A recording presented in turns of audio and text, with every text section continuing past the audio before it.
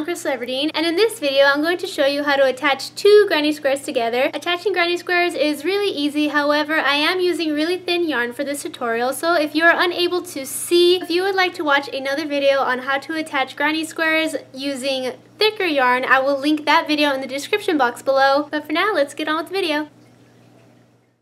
So you're going to start off with the granny squares that you want to attach and some yarn that's going to be enough to basically sew them together, and it depends how big your granny square is to how much yarn you're going to need.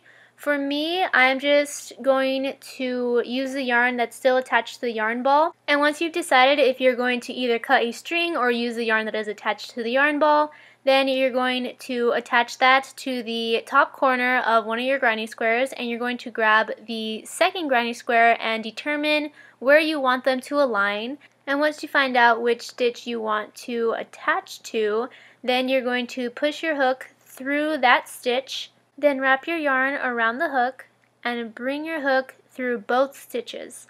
And now it's officially attached.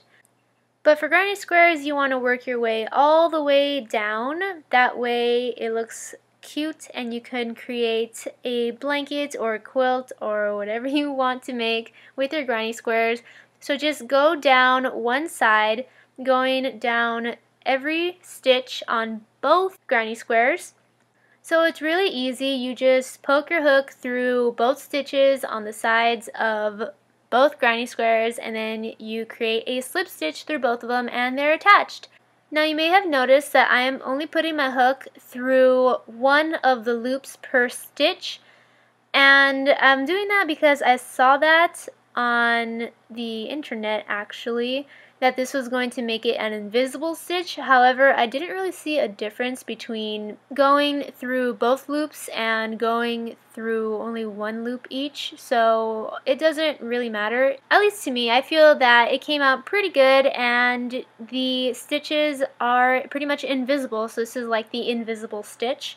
But again, I will link another attaching granny squares video in the description box below, and you could check that out. Maybe that will make more sense to you than this. I mean, I thought it was really easy, but maybe there's actually secretly a more complicated way to do this. But hey, I am all for what's easy and what works, and this I find to be really easy and it works pretty effectively. I made these two granny squares attached to each other and it looks pretty good to me.